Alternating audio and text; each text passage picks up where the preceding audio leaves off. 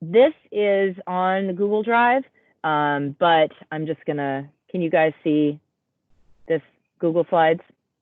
Yes. Yeah. Okay, great. So I am going to walk you through a lot of this. I did post the video of when I presented this, or Mr. Bordas and I presented this a couple of years ago in our crash session. But sometimes it's nice to just hear it and have some interaction while we talk about it. There's really only a couple things you need to know about these first two. And really, we're not even getting into this. This is the old unit setup, but we're just going to kind of talk about this first part here. And so there's only a couple things you really need to know. And this you probably don't even need to know, but in case, you know, you wanted to talk about early people, you have something to talk about. But that first unit, this whole map is really all you need to know.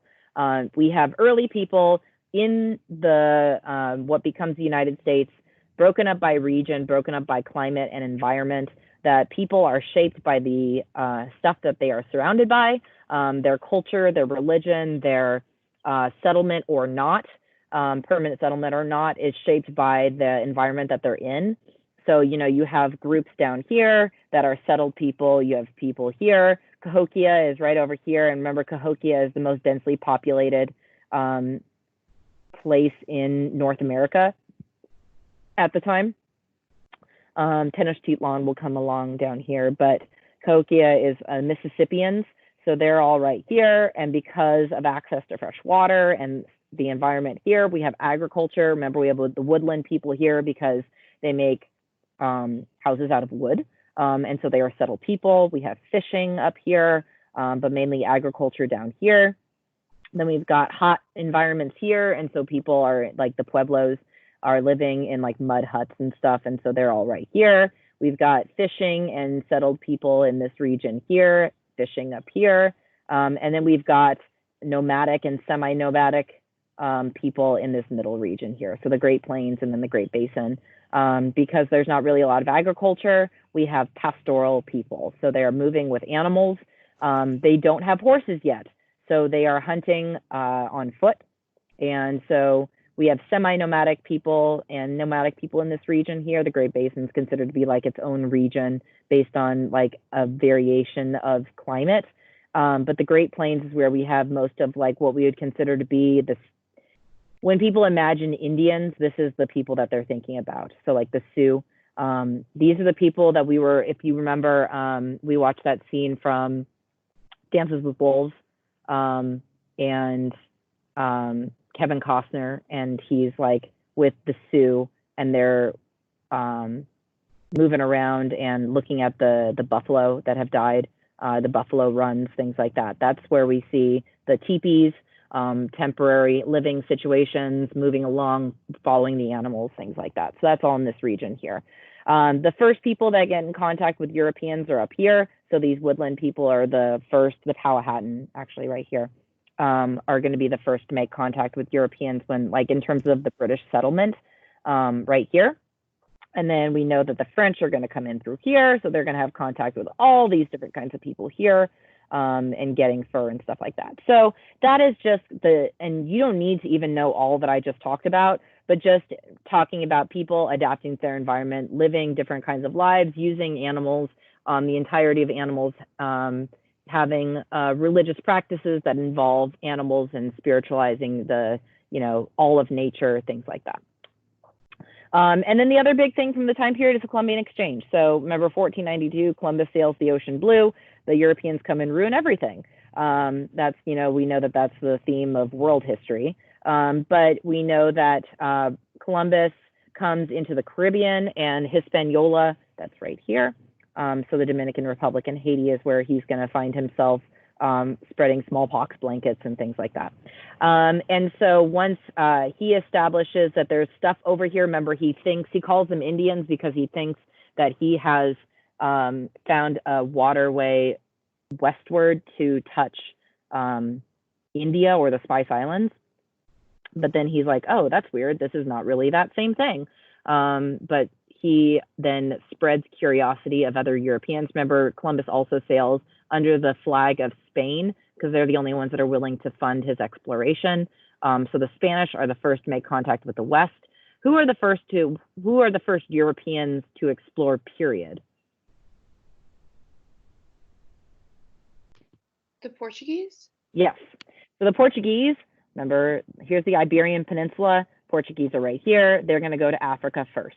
So they're going to move all along, make forts and stuff all along the coastline here. Then they're going to be the first to make their way around the tip of Africa and make their way to the spice trade in the Indian Ocean. I just finished talking about that with AP World, just like a half hour ago. But anyway, so the Spanish, though, are going to be the first to come this way because they're like, well, dang, Portuguese have kind of monopolized this route here. We got to find a new route, so we're going to head this way. And then they come and find land that they didn't know existed. And then we know that Cortez is going to make his way to the Aztecs and ruin things there. And then Pizarro is going to come to the Inca and ruin things there. They're going to utilize labor systems that are already existing there. So Pizarro and the Europeans here are going to be using the Mita system, which is obviously using labor as a form of taxation to extract precious metals. This is also where they're going to get the potato. They're going to use the encomienda system here in Mexico, and they're going to basically use the Aztec system of agricultural tribute to get people to produce things on these early plantations where they're going to grow a whole series of cash crops.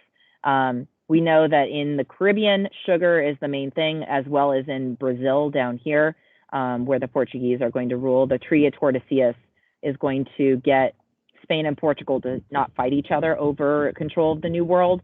So basically a line's drawn right about here by the Pope, because Spain and Portugal, the Iberian Peninsula, is all super Catholic. They don't want the Catholic world fighting against each other. So let's draw a line. Here's the line. Brazil is owned by Portugal. Everything else is by the Spanish. That's why all of these other South American countries and Mexico, the Central America, are going to speak Spanish. The Caribbean is going to be kind of a land grab. So we have, the French are going to be here in Haiti. We have the Spanish in the Dominican Republic. We've got Cuba with Spanish influence. We've got the British Isles. We've got a whole lot of stuff going on here.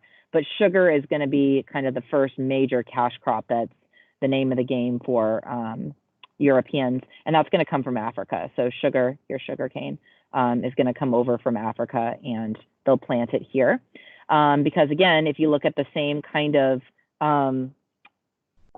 climate zone, so remember, that's where we know we can domesticate crops, is if they're on the same latitudinal line. They're going to have similar kinds of environments. So you can see sugar is right here along that line with Africa. So it's going to grow. They're going to re-domesticate it over here.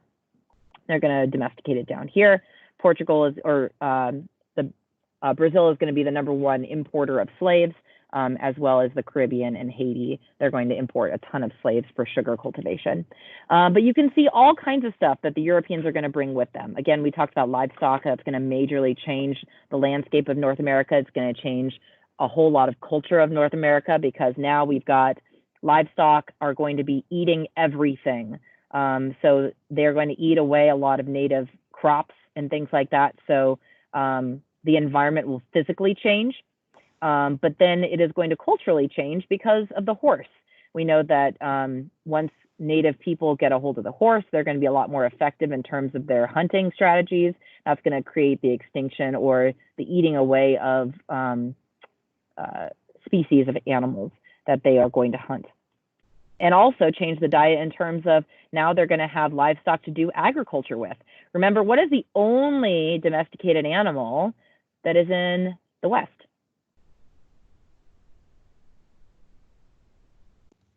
Wasn't it like llamas and alpacas? It is the llama. And if you've ever met a llama, they don't wear red pajamas, and they're very mean. So they are super stubborn and nasty, and they won't do a whole lot for you. But the Inca will use them down here for things like putting kind of like a camel, but just not as effective, not as widespread. But they will, like, you can milk a llama like a mammal, you can. But you also use their fur, and then you can eat them for meat, things like that. They also have the guinea pig down here, but you can imagine how effective guinea pigs are in agricultural labor, not super effective.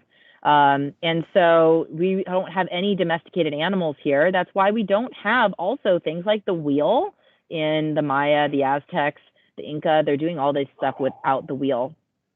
But that's also why we don't have as much widespread agriculture, because there's no animals to domesticate, but also why there's not as much disease. And so this is going to change the way that people live, because now we have things that will do agriculture for us. But then you also have the diet change, because you can eat these animals, and they reproduce like crazy. And so all of these diseases are going to come. Most of them are African diseases that Europeans have had exposure to long before, so they're going to carry a lot of this stuff. We know smallpox is going to be the most devastating of all of them. Whooping cough is pretty awful too. We still have that we have a vaccine for that now, as well as smallpox, but you know, anti-vaxxers, whatever, it's going to make some of these things come back. Influenza, we know, changes over time. So all these things are coming over. We have grapes, turnips. Wheat is another big one. People out here are living without wheat. They have mainly legumes, so like squash and beans and things like that. You can see all these things here that they're going to have. And so citrus, bananas, you can see all this stuff. Coffee is going to be a big one. They're coming from the old world to the new world. And again, old world, new world, put those in quotations because they're a Eurocentric way of looking at history. But then look at all these things that Europeans will extract from the new world to bring back. And these are a lifesaver. This is a lifeline right here, because we know that the population of Europe is being devastated by disease and these other kinds of things, and they have too many people and not enough food. The potato in particular, you can put it underground and you don't have to harvest it all at once. Everything nutritionally that you need can be found in a potato. And so you can live almost strictly off of potatoes. That's why it's going to be so popular, because it lasts forever. You don't need a lot of storage to do it. And it's life sustaining. We'll also see, you can see a number of other things here. The only, we have turkeys, so we have, wild game is going to make its way back over here. But tobacco is also going to be changing a lot of the way that Europeans function socially. Quinine is going to be the key to curing this, malaria. So quinine is something you can find in tonic water, but it's going to help prevent you from getting malaria, which we know gives Europeans a green light to go into the interior of Africa and start ravaging the inside of Africa with the Berlin Conference. And sweet potatoes. So all this stuff, cassava is going to make its way over to Europe, beans here, and will change the diet and culture of Europeans as well. So huge exchange here, an entirely new trade network. So if you remember from world history, that is why this time period starts at this point, because the Colombian Exchange is not a building off of an old trade network. It is an establishment of an entirely new one. So creating connectivity with a place that had previously zero connection. And we know that in certain places, this is going to cause the extinction of people in certain parts. We know that upward 90% in most places is going to be killed off by smallpox. Some places, the population will be entirely ravaged. Europeans coming over the New World creates new social classes. So the Spanish and the Portuguese, they're bringing with them also Christianity, and the fact that they're living here, they are going to marry and scoodly poop with native people and create entirely new racial groups. So they can't use the same caste system that they had here, the casta system that they had in the old world. They've got to establish a new one because now they have all these different looking people. You can't just go based on like who you were born to anymore. You have to go based on, how white you are, how European you are. So now it's based on where you were born and how much European blood is in your blood. Your status is based on mostly on your mother. And so that gives a green light for plantation owners to rape their female slaves, and they can have children, and they won't get the luxury or the benefit of having their father's status. And that's going to be particularly important when it comes to life in the colonies and what becomes the United States, is that as we have slaves and they reproduce and slave owners are going to, father new slaves. They will be able to have more slaves rather than have free children. So based on your mother is where you get your status. We have at the very top the peninsulares. So you were born in the Old World to Old World parents. So 100% European and born in Europe. Then we've got the Creoles, which are 100% European, but they are born in the New World. There's only so much advancement you can get when you are a Creole. So there is a cap as to how high of a political position you can have if you weren't born in the Old World. So New World people, but 100% European. And then from there on, we have mixed race people. So European, we have mestizos, which are half native, half European. We have mulattoes, which are half African, half European. We've got Zambos, which are half African, half native. And then we've got 100% native, 100% African. And so we've got people that are being categorized by kind of blood purity. And so we've got Europeans. You don't even really need to, we're going to kind of talk about more about the effects of where they go rather than where they go. But the main thing you need to know about European exploration is why. So why are they going to all these different places? Well, in terms of what you need to know about why they're coming here, they want to find a way here. Their objective is, I can be the one to find a water route that gets me through this landmass and over into this other side. Obviously, the first initiative was just to get over here in the first place. But then once they found that this was an obstacle, now it's, I'm going to be the one to be able to find a route that gets my way through. And you can see, all the different places that these people are going, the influences that they have. You can see the orange here is the Portuguese, the purple here is the Spanish, and where they're having the influences. We remember we just talked about this, the Portuguese, and how much of an impact that they're having here. Trading things in the Spice Islands, trading. We have, monopoly on European contact over here. Portuguese are ruining everything. It's causing the Chinese to kind of retreat into, a more cut off, isolated approach to trade again, as we know that the Chinese will do repeatedly because they believe that they're superior to everybody else. But that's going to be a detriment to them when it comes to the Opium Wars. So kind of a precursor. But here's where we go from there. So where do they end up in terms of what becomes the United States? So we know the Spanish are going to have the greatest influence here in the South. They're going to be in Florida. They're going to be having an influence here in the South. And then we know in here is where they are coming in and setting up those missions. So along with these conquistadors, we have Jesuits. Remember, the Jesuits are part of the response to the Reformation, the Counter-Reformation in Europe, where there is an attempt by the Catholic Church to reform in response to these complaints by these new Protestants of what corruption is happening in the Catholic Church. And one of the things that they're going to do is create the Jesuits, which are these missionaries. So instead of trying to convert Europeans to Catholicism, because they need people to come back to the church, Protestants aren't really going to come back to the church. Once they become Lutheran, they're really like, I'm going to stick with this thing. I'm not going to become Catholic. Not all Europeans left Catholicism, but the Catholic Church said, well, what are we going to do? We've lost a lot of followers in Europe. Well, let's go other places and find followers in other parts of the world. So they are going to create these Jesuits that their job is to go around the world and bring the Bible to untouched populations. Untouched by Catholicism. And so they are going to, and remember now Catholicism is a new term because before being Christian meant you were Catholic in modern terms. There was only one form of Christianity. Now there's multiple forms. Now we've got Christianity and Protestants. And Protestants are going to be like the Lutherans and the Calvinists and all these different, sects that are going to be branching off of that, because then it just creates a heyday for religion where Martin Luther has this idea initially, people should be able to interpret the Bible. And then he's like, oh, crap. Now too many people are interpreting the Bible and creating too many variations.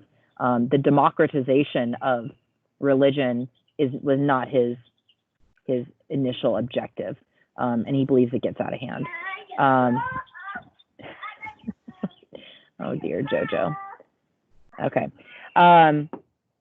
So now we've got Catholics that are moving around the world to convert people, and the missionaries are going to create these missions, in what becomes California here and all throughout Mexico. And so they're going to, on these missions, not only convert native people to Catholicism, but also teach them agriculture, teach them how to read the Bible, and a lot of times force them to do these things.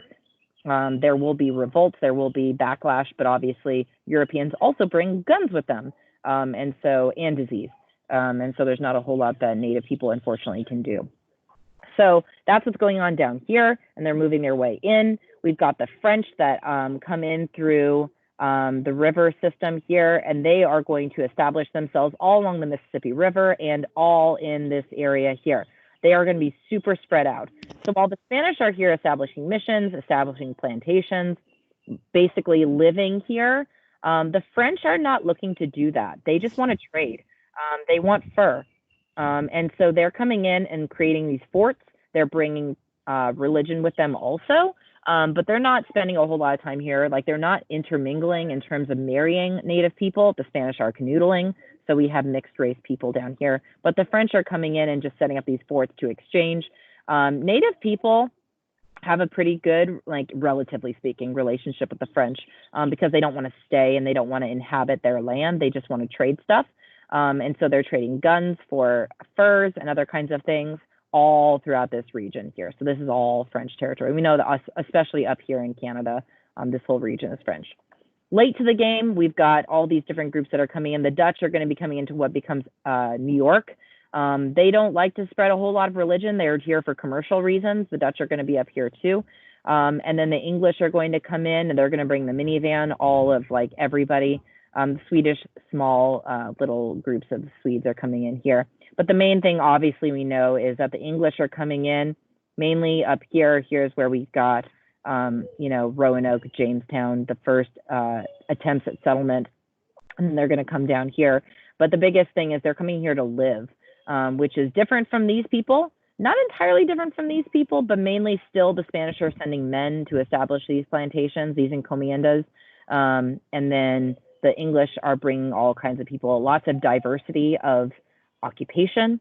And so one of the critiques, one of the claims that have been on previous LEQs and short answer questions are that only poor people are coming from England to settle the New World. And that's not entirely true. We've got a number of educated people, Englishmen, that are establishing here in the North, which we'll talk about in a second.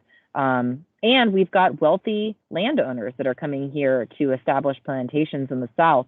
Obviously, we have indentured servants that are going to follow them. And so a lot of poor people. And then we have also got the trade of Africans into slavery. So a lot of those are going to come into the South. But we've got a big diversity of people coming from England to settle the New World for various motivations. And so this is a really good chart to study if I was going to study this whole early time period, especially labor systems. That would be one I would look at, the form of control that they're going to have, purposes. This is a really great kind of condensed version of what we were just talking about, in a easy to digest format here. So I would just kind of study this if I was going to study something from that map that I just talked about. Okay, so now we're going to get into some more logistics of, like, what becomes the colonies, because if you're going to get tested on something, or if you're going to use some sort of contextualization, it's probably going to be talking about the different colonial regions. So let's get into that. So here we have Jamestown. Obviously, that's the first successful settlement. We know Roanoke is unsuccessful. We don't know what happened to them. They probably all just died, or went into, merged with native groups. But Jamestown is saved by who? John Smith. John Smith. So John Smith, remember, he does not marry Pocahontas. That's John Rolfe. John Rolfe is the tobacco guy, but John Smith comes into Jamestown and saves them. Remember, starving time, they're like salting their wives, and each other and doing all of their kinds of desperate measures, according to John Smith, who writes his own history of Jamestown. So we love that point of view of John Smith and how desperate the people were. But in reality, there is a grain of truth to that. The people of Jamestown were people that expected native people to do things for them. They weren't very experienced in farming. They were lazy. They didn't really want to do the work, and they were almost all died. And we know that the mortality rate was ridiculous. But we do know that the mortality rate, considering that most people that died were men, there was like a widowarchy. So a lot of women ended up having power and influence because of how many men were dying. So there is something to that that provided opportunities for women. It's unfortunate that death is the only way that women have access to power at this point. But settling of new land does provide an opportunity for women, as we'll see as they move further west in later time periods, that women will have a very important role in helping settle that land because everybody is so necessary. But you can see these are the early settlements. So Jamestown is able to survive, and then John Rolfe comes in and brings wealth to that with tobacco. And that is how we're going to characterize this whole region here, which we call the New England. What are you pointing at? Here. Okay. Virginia. Virginia, but what is this? Virginia and Maryland, what do we call that? Old white people town. What? Let's see. Tobacco states. But what is this waterway here? Potomac River. No. Chesapeake Bay. Not the Potomac. Chesapeake. The Chesapeake, thank goodness. Oh. Holy moly. Okay, so the Chesapeake region here, and so that's going to be tobacco land right here. And then so we have basically broken up into regions. We have New England here. Look, it even tells you on this little map, New England. And then we've got the Middle Colonies, and we've got the Chesapeake, and we've got the Southern Colonies. And so that is where we are going to see ourselves form. So really, we'll see the Chesapeake kind of blend into the Southern Colonies because it is more like the Southern than it is the Middle. But because of the tobacco and other characterizations of this region, we sometimes separate it in its own entity. But these are the different regions we're going to talk about. We know that New England is going to look very different from the South in terms of the kind of people that are coming here. This is where we're going to see more diversity of occupation. So here is where you're going to see much more of the family unit transplanting itself. It's where we have the Puritans, because remember, they are too stingy that even the Church of England doesn't want them. And so they come over, they're fairly educated. They're going to experiment with the first form of democracy because the only criteria that you had to have voting power in New England was to be what? A member of the church. Exactly. So as long as you're a member of the church, you get voting power, which is pretty cool. Like, you don't have to have land, you don't have to have wealth, you don't have to have a family name, you just have to be a member of the church. And so you have early kind of experimentation with democracy here, but they're super stingy, so they don't like outsiders. That's true because Salem witch trials happen right around here. And this is where we have like people that are heretics, being accused of being heretics, so going against Puritan work ethic, Puritan lifestyle. Remember, they're typically widowed women that are living by themselves, that have are kind of defenseless when it comes to like mob mentality. But we've got, the church is the center of life. So physically in the middle of a Puritan village, you'll have the church, which will be right next to the school because those things are intertwined. And then you've got farmland surrounding it that people are going to share their stuff with each other. So a little like communist enclave almost, but they also vote. And remember, this is where, as we said, the Puritan work ethic comes from. So the idea that everybody works, everybody helps each other, everybody gets up at sunrise and works all day. This is where we also have Massachusetts Bay, where we have Winthrop saying we want to be a city upon a hill. We want to be the model society for everyone. So here's Boston. Plymouth is its own thing at first. Remember Plymouth Rock? But then it becomes part of Massachusetts Bay. So we have Connecticut here and New Haven. We've got Providence, heaven forbid. We have Rhode Island here where we have all the people that are kind of dumped there that are rejected from Puritan society. Remember, we have Anne Hutchinson, who believes that, wow, you know, women should be able to lead services. And they say, where did you get that idea? That's ridiculous. So she gets dumped into Rhode Island, along with many other kind of rejected people from Puritan society. And so Puritans, educated, literate, experimentation with democracy, diverse economy, or diverse economy, diverse occupations. We've got shipping and fishing and whaling, other kinds of things. So if you're going to be a free person of color, whaling is something that you might participate in up in the New England colonies. It's super dangerous. That's why they let, you know, people of color do it. But if you're good at it, you become pretty wealthy. But if you're not good at it, you die. So that is kind of the various forms of lifestyle you can have. Here's all the different New England colonies. And so you can see kind of how it's broken up here. We've got and so mainly Puritan, and all those different things we just talked about, diversity of economy, things like that, but also very intolerant. We have exceptions to that. Obviously, we talked about Rhode Island. And then we have, what was I going to say? Maryland is going to be, you know, down here, obviously, but this is where they're going to pass the, like, trying to be tolerant of Catholics. But it's a bad sign when you have to pass a law that says you have to be tolerant. It means that probably people are not very tolerant. The middle colonies are going to be the most diverse in terms of religious belief systems, because we've got Pennsylvania here, William Penn. He does a holy experiment. So he tries to have like all different people able to practice whatever religion that they want. He tries to create a good relationship with native populations, tries to like make agreements with them.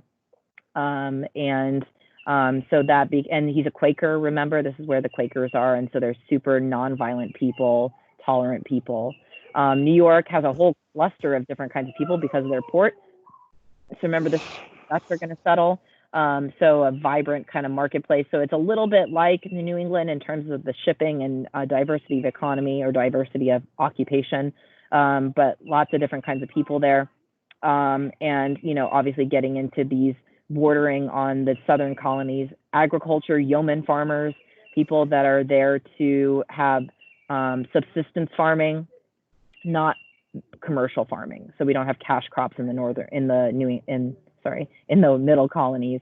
And then we've got the southern colonies, which are cash crop places. So besides tobacco, give me another cash crop. Rice. Rice, yep. What else? Indigo. Sugar. Indigo, sugar. Is cotton one of them? Not at this time, but it will be. Cotton's going to come later, but that is a cash crop. So the idea of a cash crop is you can't live off of it. It is something that you make to sell. It is not made to live on. So you can't eat cotton. You can't eat tobacco. You can't eat these things. It is meant for trade. And so these places are very dependent on trade because they don't produce things that they can just live off of. These people are making things like grains that they can live off of. And so the southern colonies are very dependent on these other regions to exchange stuff and to ship their stuff. And they are also very dependent on consumers of their products, like the British population. And so again, these are still colonies. So mercantilism is the name of the game. They are only allowed to trade with England. They are not allowed to trade with anybody else, and they can only buy stuff from England. So they have, and remember, that's one of the main reasons why people colonize, is so you can have a market of places to sell to. Because what do we know is happening in the 18th century in Europe?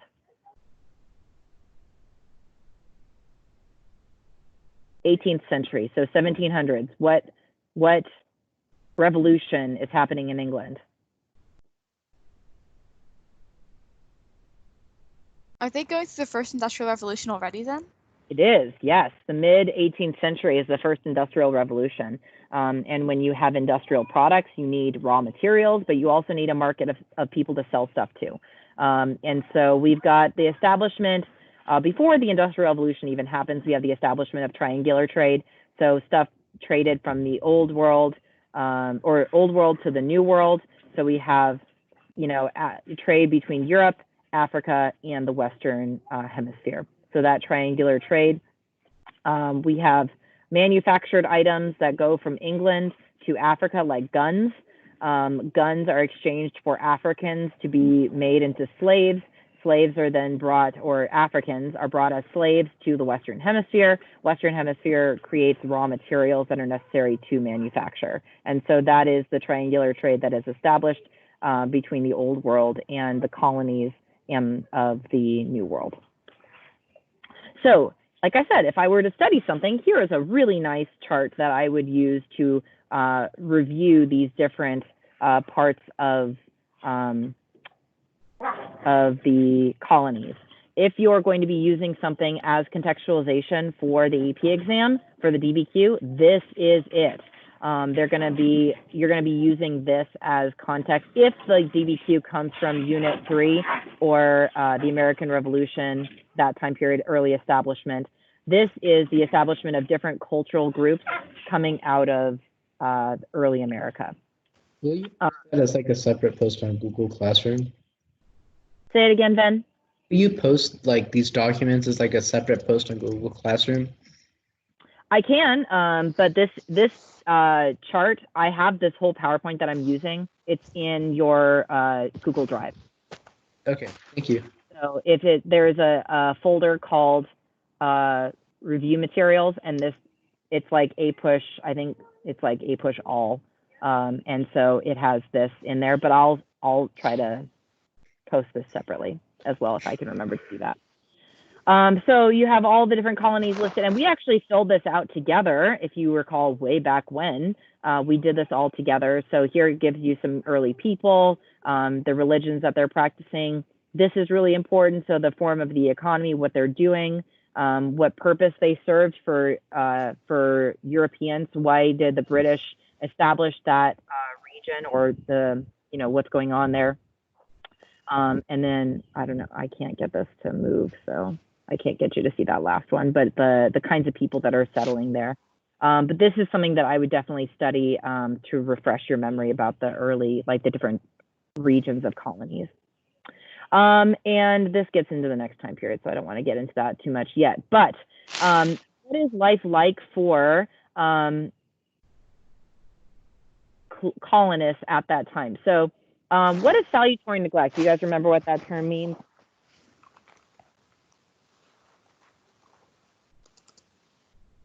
Valuatory neglect? Yes. It was like they were like something about like the European countries not caring. Yeah, basically, like you pay your taxes, you do what you're supposed to do, and we'll largely leave you alone. Neglect sounds really bad, but it was really the best case scenario for colonists because they could smuggle stuff, which they were from other, groups that were in the West. So they were getting, smuggling French stuff from the Caribbean, stuff like that. And they were largely left alone and allowed to do these things. And remember, salutary neglect also lets them establish things like the House of Burgesses. Remember, we kind of talked about how colonists were, even with the Mayflower Compact, they came over thinking that they had all of these rights that they really didn't have. The Mayflower Compact is a great example of how Pilgrims and Puritans believed that they were entitled to all the rights of an Englishman in these colonies, and that they could create forms of government, they could practice democracy, they could do all this stuff with the blessing of the crown. And they really they didn't. They just did what they wanted to. And the British were like, that's really cute that you're doing those things, but like it doesn't mean anything. The Mayflower Compact had zero legal power or zero legitimacy. It was really just a statement about what they wanted to do and how they saw themselves. And so they create the House of Burgesses. They create all these forms of government that had only power in the colonies, and really that power was just perceived. It had no real legitimacy. It wasn't like the British were saying, yes, we believe that you have enforcing power with those forms of government. You don't. And so they were allowed to practice democracy. And that is really the main reason why the American Revolution was successful at the end, and why we were able to come out of the American Revolution with a functional government. If you look at all these other groups that have revolutions in the the 18th century, Latin American revolutions, even the French Revolution, they have no experience with democracy. The colonists practice democracy. They try it out. They experiment with it. The Puritans experiment with democracy. And so when they're creating a form of government, they're already doing things with the influences of the Enlightenment, and they're practicing those before they actually have to do it when it comes time to be independent. And so that allows a really nice framework for them to work with something that they've already been doing before they even get the right to do it themselves. So salutary neglect sets a nice foundation for them to be able to be successful when they actually gain independence. But salutary neglect also creates the reasoning, the motivation for them to engage in the American Revolution in the first place, because they have this sense of independence. And then when the French and Indian War comes along, and the aftermath of that being the British are creating more oversight over the colonies to pay back, with taxation and things like that we'll talk about next week. All of these things that the British or the colonists don't like, all of this extra oversight, this direct rule, they had this perceived independence before that where they were largely left alone. And then suddenly they're not being left alone. And so they see that as impeding on their way of life, and that they deserve independence. And a lot of that also, we'll talk about virtual representation as another motivation for what happens, why the British believe that the colonists don't need independence. Remember, they get virtual representation by Parliament. Parliamentary sovereignty is the idea that, the Parliament in England has ultimate power over what happens in the colonies, and that the colonists don't need their own representatives in Parliament. They have virtual representation. The Parliament has their best interests at heart. They don't need people coming back to meet at Parliament to represent their ideas. And so these are kind of frameworks for what happens with the American Revolution and the period leading up to the American Revolution, getting enough people to support independence to engage the British. Even though we know when the American Revolution begins, it is only a minority of people that are supportive of independence, and the majority are either undecided or wanting to stay loyal to Britain. And so that kind of leaves us where we are. So let me get out of this. There we go. Okay.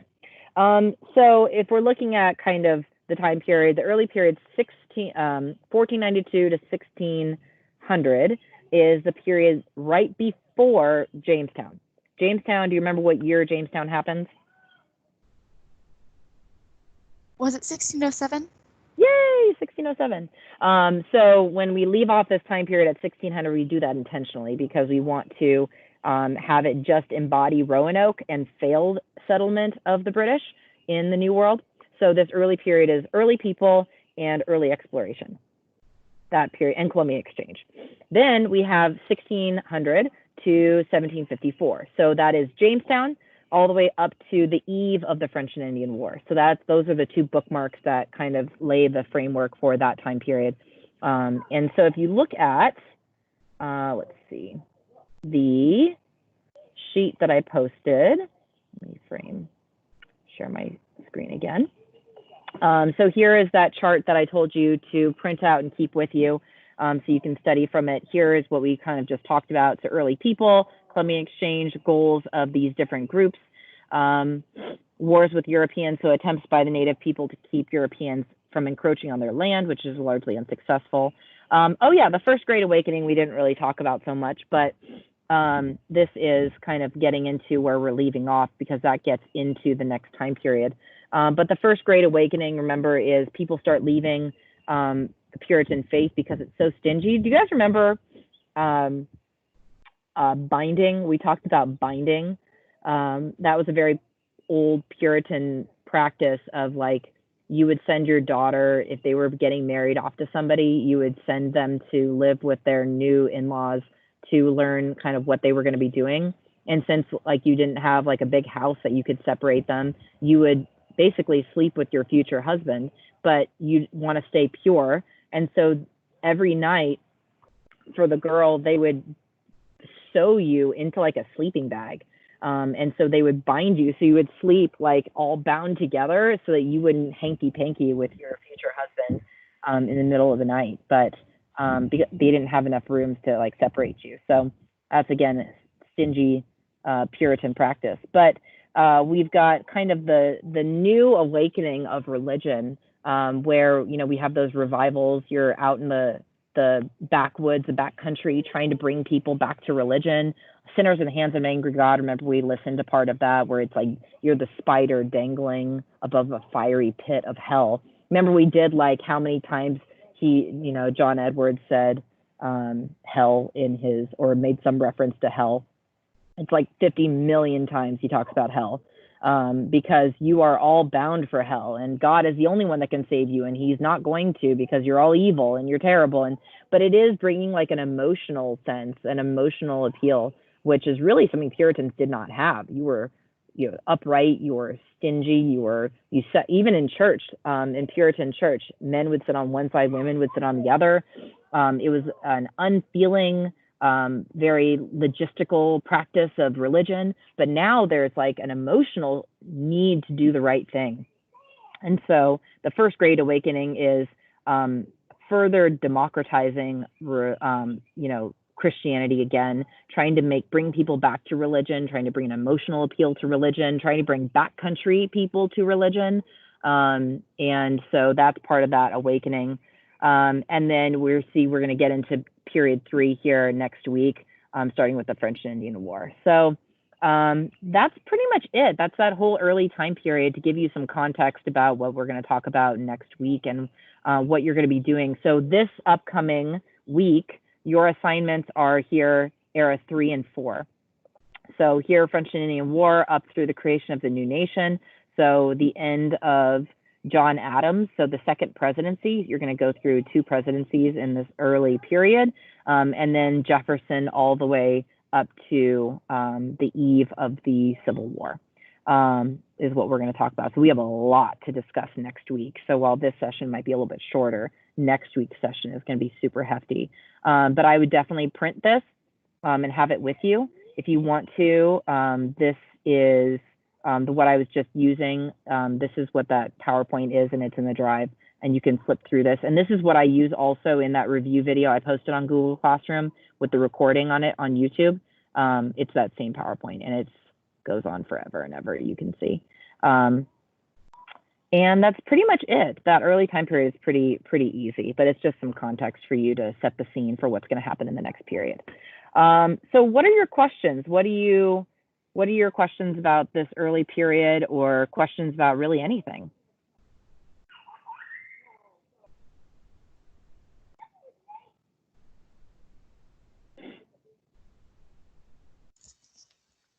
In terms of contextualization, or not contextualization, like that unicorn point that you mentioned in the DBQs, I know that you said that you could do like referring to the future and connecting like future events and how things continued or changed, like from that event that we were talking about in the DBQ.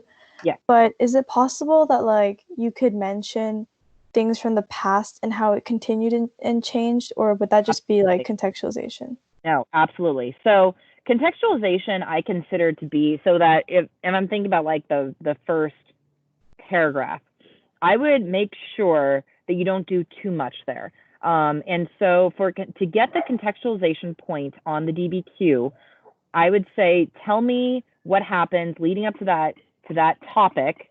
So let's say the topic is like practice of democracy. which is a huge point that we're going to talk about in the next 2 units, because we'll talk about Jackson and kind of, spreading of democracy, universal male suffrage, that kind of stuff. So we'll talk, or universal white male suffrage, correction. So we'll talk about like the spreading of democracy and expansion of democracy in the next time period. So let's say that was the topic of the DBQ. So 1800 to 1848, talk about practice of democracy in the United States. You could, in your contextualization, you'll talk about probably the creation of the Constitution, right? So like establishment of checks and balances, how, we have separation of powers, how we have these articles that limit the power of government. That would be my contextualization for that topic. However, mixed in to my essay, I might talk about, hey, democracy has been experimented by colonists since the founding of the early English settlements. And I might weave in there that, as we just talked about, the success of the American Revolution, or the success of America coming out of the American Revolution, really hinged on experimentation with democracy well before the Constitution. So like colonists didn't just out of nowhere say, hey, we should pick up some of those Enlightenment ideas and make a constitution out of it. They had already been doing it. And so part of I could work in complexity by saying these ideas were practiced well before the writing of the Constitution. I wouldn't put that in my contextualization. I'd put that into my body paragraphs, where maybe some of those documents are talking about who's practicing democracy. And you might say some of these ideas are drawing all the way back from, John Winthrop, Puritans in New England, who are practicing democracy. It's all based on church membership, and fitting in some of those little granules of information. But complexity can be going backwards, and complexity can be going forward. Okay.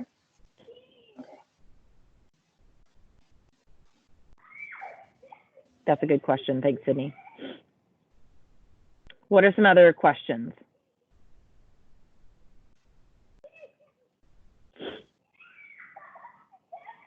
So you said that most likely our DBQ for the AP exam won't be on the first 2 units just because there isn't enough context for them. So you won't be able to really go backwards, yeah. So would that mean like we would have, in that case, if we had a DBQ on like the unit 4, and we had to talk about like something like the market revolution, or like the economy changing, like say that was something like our DBQ, what could we say, what could we do for the complexity point? Well, I mean, you could talk about the effects of that market revolution moving forward. You could talk about the roots of that from the early period with economic diversity. I mean, it's hard to say without having an exact prompt to work with what I would do with that complexity. But the idea is like, I like to think about complexity as, how do I talk about its connectivity, or how it affects other things, or where it came from in the first place. Complex learning is also about showing that you understand that not everything is easily interpreted, like not everything fits into a box. And so I think one of the easiest ways, there are 2 ways that I think are slam dunks for complexity. One is what we just talked about, moving forward or moving backward in time as to how it connects to the larger scope. But then the other way is talking about how my argument isn't always right.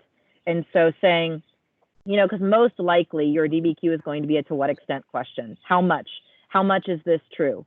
How true is it that this is a pattern in history? How true is it that, women had this kind of role? How true is it that democracy expands over time? And you're going to make an argument, but that argument won't stand against every test of evidence. And that's true of any argument you could make in any humanities curriculum. And so if whatever argument I put forth, there is going to be something that's going to prove that my argument's not true.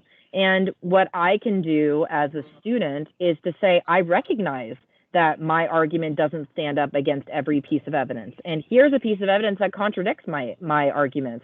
But my argument stands against most evidence. And so working into my, let's say I have a document that I'm using to argue something, I can say, however, it's important to note that in this time period, we see so-and-so talking about this, and that shows that this isn't always true. But that's okay. I'm recognizing that, I'm putting it out there, but my argument is stronger because it has all of this evidence to back it up. Gotcha. Thank you. Mm-hmm. Miss Hall. Yes. I was confused about the DBQ practice that you gave us, because I'm just like, when you give us the prompt and it's like a to what extent question, sometimes like I understand what the prompt is saying like directly if like they mention like one topic of change, because then you can explain how that topic like changed to a greater extent or didn't change. But then for this topic, it mentions like two things, which is like the technological and economic changes, and how like those shaped the United States society. So in that, is it like the same way where I say like to a greater extent, like the technological and economic changes shaped this, but then to a lesser it didn't? Or am I supposed to talk about how like to a greater extent, maybe like technological changes shape more of the United States society rather than the economic changes? Like, am I comparing the technological and economic changes, or am I like putting them together and saying like, oh, both of them changed to greater, or both of them changed to like a lesser? Well, it's not asking you to compare. That would be, it would ask for a comparison question. And so that would require you to be doing two different historical thinking skills at the same time. And so what I would say is you clump them together. And so you say technological and economic changes affected society in this period of time because of this, or technological changes affected society by this, while economic changes affected society by this. But you're not really necessarily having to compare those two. But you're going to see in those documents that some of them talk about technology and some of them talk about like economy, and some of them are about how like those two things work together.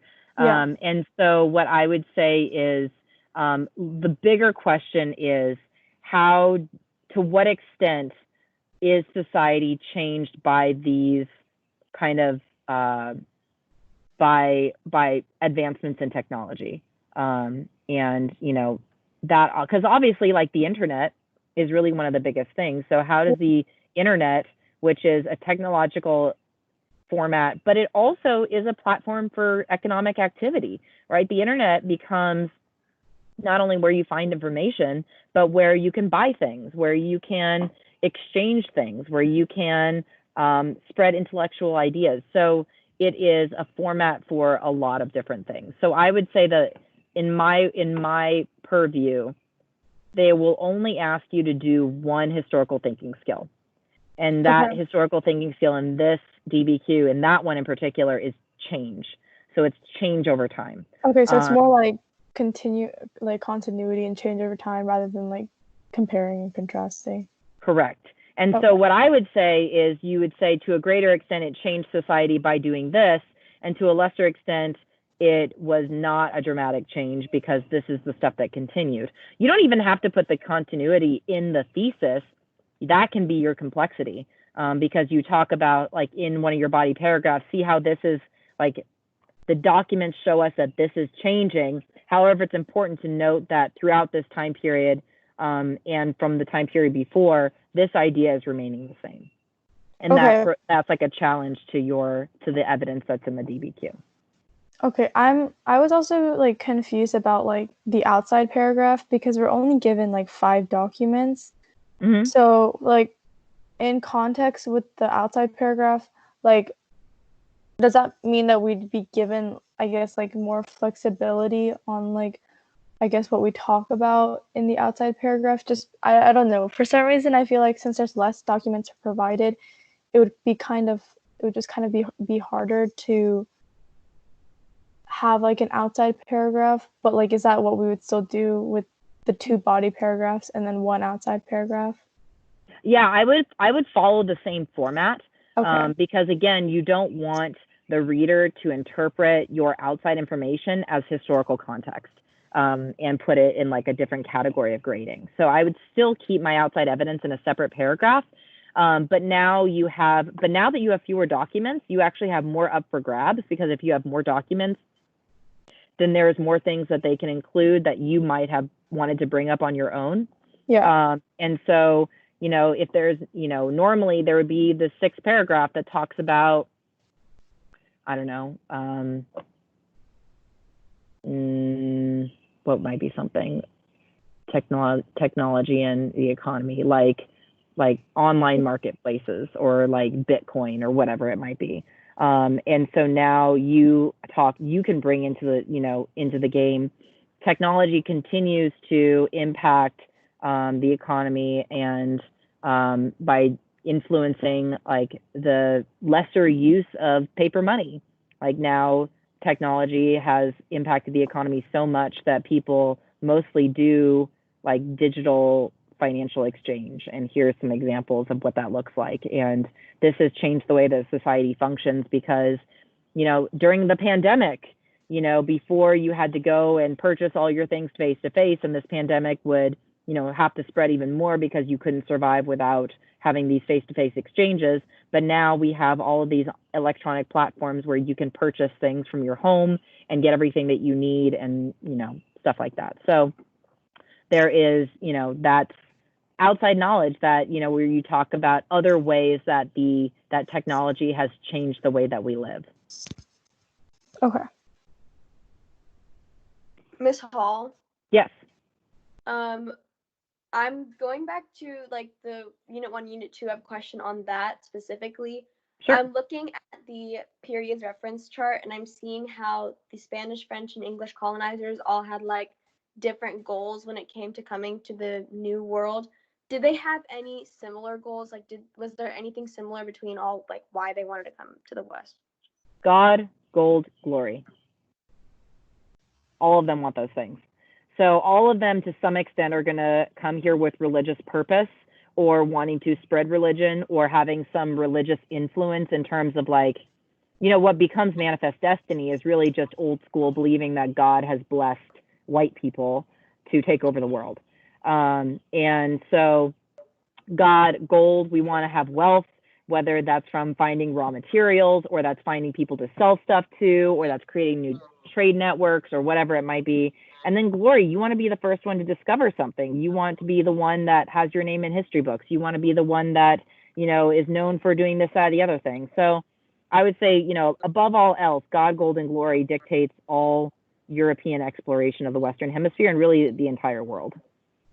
And I feel like the Spanish and the English were more prevalent in America, at least like our America, whereas like the French were here to trade, and they didn't really do any like to me, like I don't feel like they colonized as much as the Spanish and the English did. Is that a true statement, or are there flaws to that? I don't know if I would necessarily argue that, because they are going to control such a vast expanse of territory. I mean, Canada, all of central, what becomes the United States. We see that, the Creole language in Louisiana is influenced by the French. We have Haiti, which is a huge producer of sugar in the Caribbean, the biggest producer of sugar in the Caribbean. So like I would, and the fact that like the French and Indian War is a really big deal. They obviously befriend and get alliances with a number of native tribes. I would say that it would not be a super accurate statement to make that the French didn't have as much of an influence. Now, are they going to physically change the terrain as much as the others? No, but I would say that their influence is pretty significant. So I would say that, all of them just are going to influence in different ways.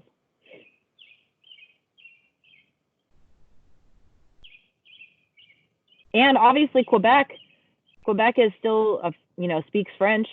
So we can't say that they didn't have a tremendous influence on North America. And the whole thing with like new lights and old lights, could you explain that a little bit? I mean, it's like, it's the coming in of a new phase of Puritanism, the Puritan faith. So like the new lights, and if you remember do you guys remember the halfway covenant?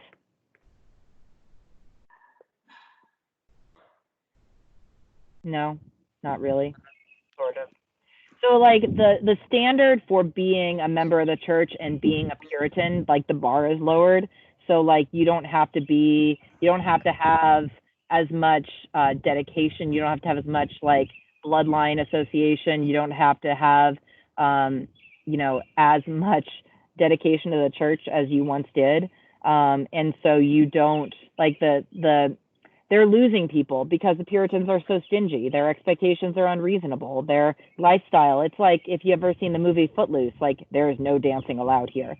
Like they are just, people are like, your lifestyle isn't sustainable. It's not appealing. It lacks interconnectivity. It requires too much being cut off from everybody else. And so the New Lights, it's about like loosening up the standards of the church, the Puritan church. Thank you. Come here.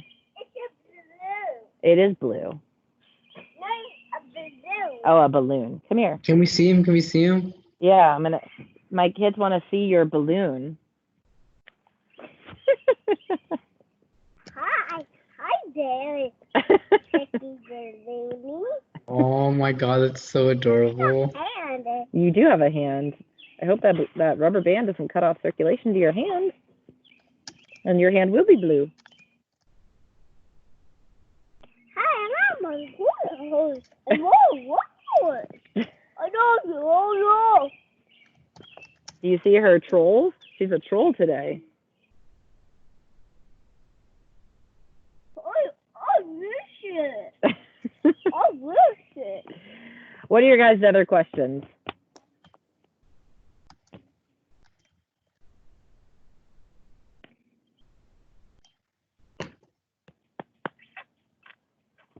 I have a question about the DBQ in general.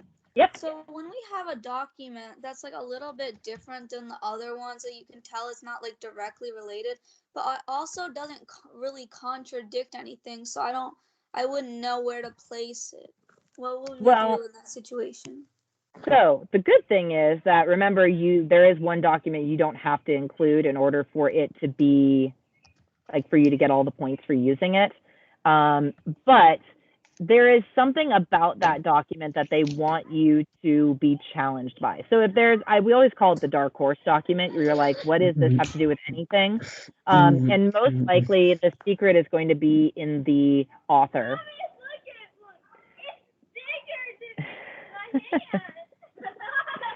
But the secret is probably going to be in who wrote it.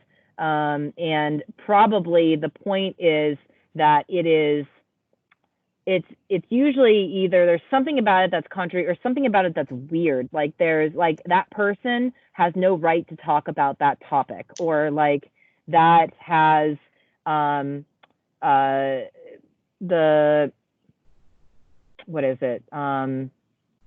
might talk about like the effects on another part of society. So maybe like instead of talking about like this particular thing, it shows how it branches off into another area.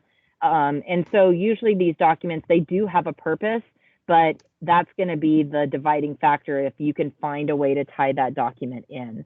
And so what document, Ori, are you specifically talking about? Maybe I can look at that document specifically.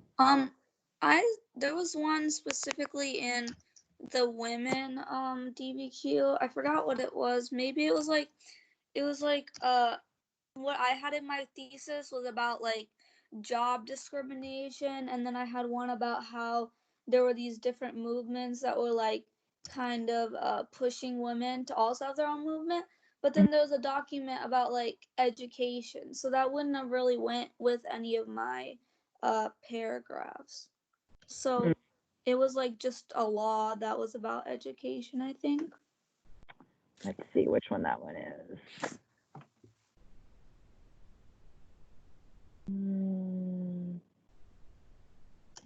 Oh, Title IX.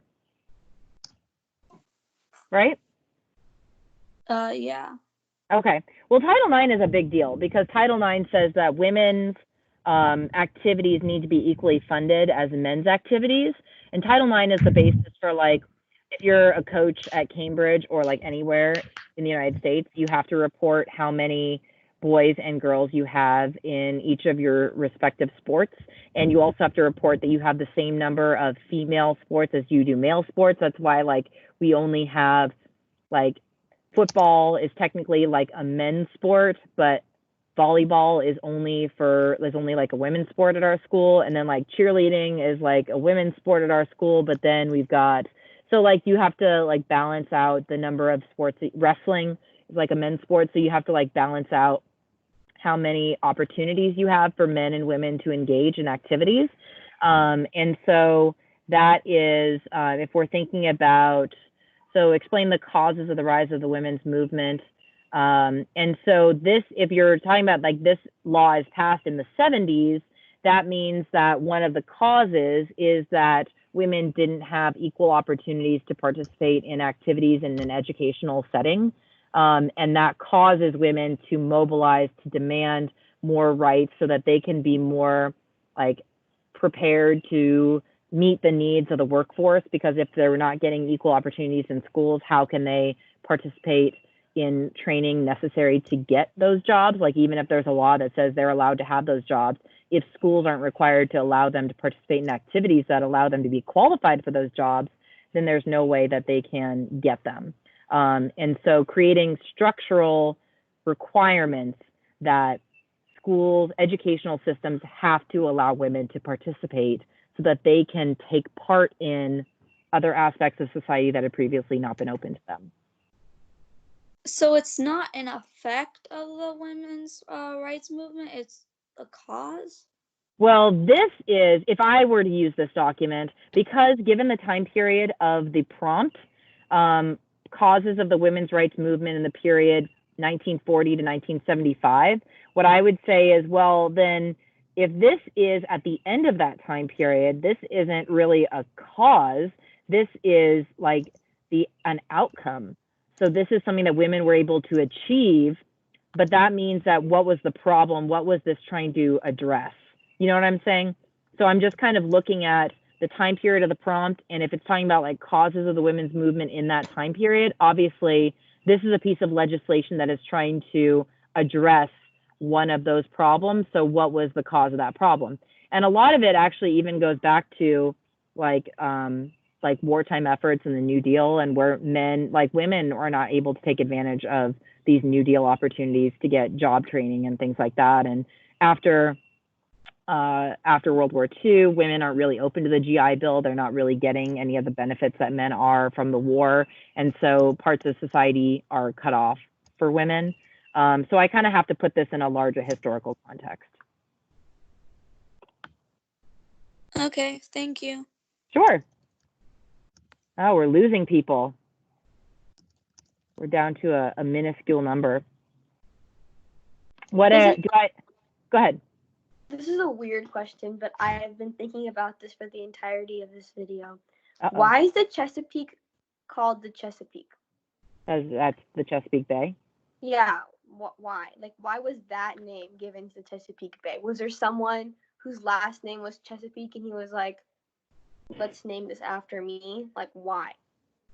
I think it's a native origin in terms of the name. I think it's named for like the people that were there. Like there were Powhatan people there, but I think that Chesapeake comes from that. Interesting.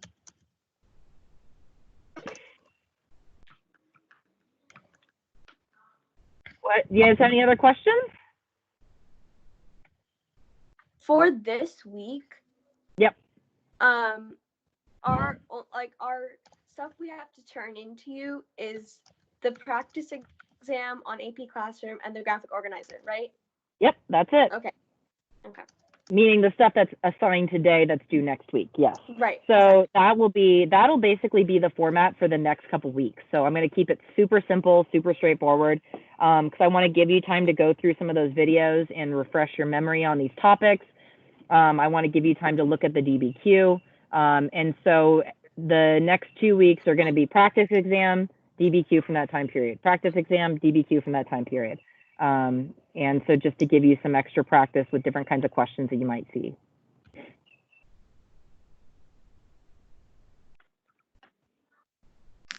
I have a question about like one of the ways to analyze a document, historical context.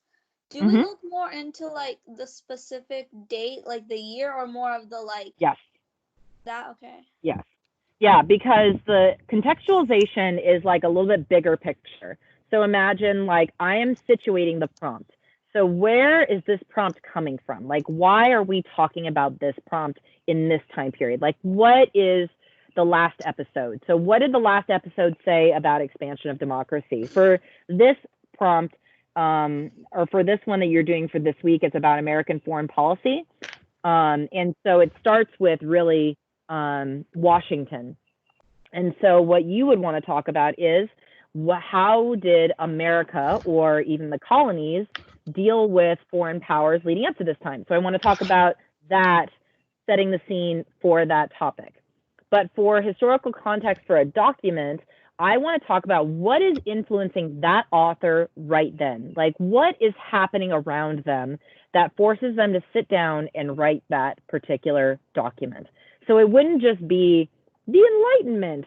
The Enlightenment can be part of your discussion, but it has to be a trigger. Like what makes that person at that time sit down and say, you know what, I have this thought. Like what's giving them, what's planting the seed for that? And so you're going to want to talk more specifically about catalyst for that author or for that artist or for whatever it might be. So you're going to need to talk a little bit more specifically about what's happening. And if you're going to be using historical context, it's most likely because it's going to be one of those documents that's just happening at a time that is just so obvious. Like this is written at the beginning of the French and Indian War. This is written right after the proclamation of 1763. This is written, you know, there's going to be some major event happening around that where you can put a pin in that event and say, ah, that's the thing that's happening right around that time. So you're going to be able to talk more specifically about it.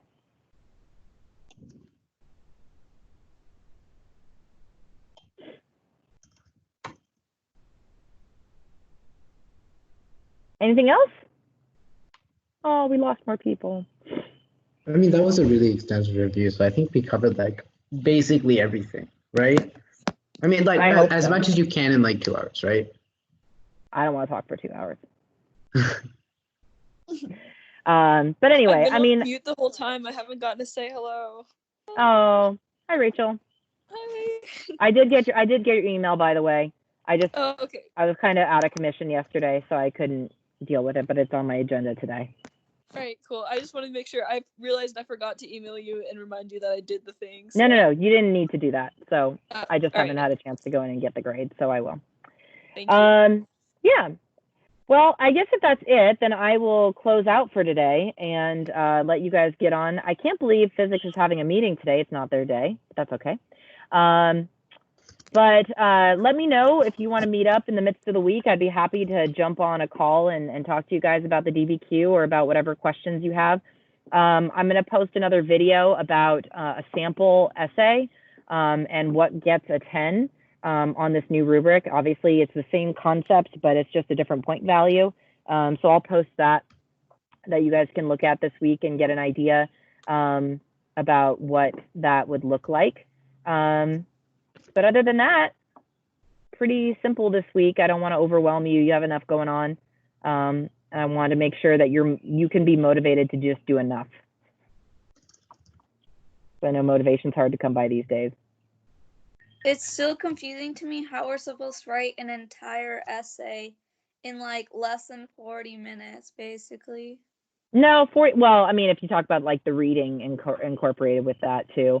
I mean, here's what I get frustrated with that also, Ori, but here's what I have to come back to. Everybody's in the same boat. And so if you think it's hard to write an essay in 45 minutes, I guarantee you that there are people that are going to be writing this that will get a paragraph done and the time will be up and it'll be over. Brett, that will not be you. Don't you get wrapped up in the things you get wrapped up in. You better get this essay done. But you're going to need to just buckle down and say, and here's the other benefit. So let me back up with this too. The other benefit to you being able to type it, Ori, is that you can go through and hit those 4 key points. Like, hey, I'm going to go through, I'm going to do contextualization thesis, and I'm going to explain all the documents, and I'm going to get that down on paper first. Boom, done. Now I can go back and I can click in and say, I'm going to add in my analysis here. Click here, add it in. Click here, add it in. Click here, add it in. So that there's not like the driven need in your mind to put everything down the first time around. So you get to go back and add stuff, and it gets to look nice and clean. And I know some of you freak out about like lines on your DBQ when I told you could do that and cross out stuff. Many of you like had a coronary about it, but now you don't have to worry about that, because now you can go back and you can add stuff in and you can kind of insert stuff. So that's what I'm going to recommend that you do, is get the basic stuff down first and then go back and add some more stuff. And you can, and again, if you're just of the mindset, like, I just need to write about it while I'm talking about it, then do that. But what I will remind you of, if you only get to one body paragraph because you're analyzing all the documents and because you are going like off on all of these like tangents and stuff, you're not going to finish, and then you're only going to qualify for a certain amount of points. So play the game, nail down the key points first, and then go back and add the stuff afterwards. I'm the slowest typer literally ever. I write so much faster than I type, so that's a little concerning. Think about this for a second. Think about if you were somebody that doesn't get to work on a computer at all and you have to handwrite everything. Now, there is a way. They are going to tell you, if you do want to handwrite it, Ori, they have to allow you to do that. And so you'll be like taking pictures of your pages and uploading them. And so if you are like, Ms. Hall, like, I promise you, I will write it faster than I type it. They're going to be sending you information about how you can actually do that, how you can write it on your own line paper and then take pictures of it and upload it. Okay. I'll see what I'll do. Yeah, that's always an option. I just think, like, when you scan it and stuff like that, it's going to come out less neat and it's going to be hard to read. But if you're the person that just like, I can write 5 pages in the time that it takes me to type 1, then do that. I mean, that's what it's there for.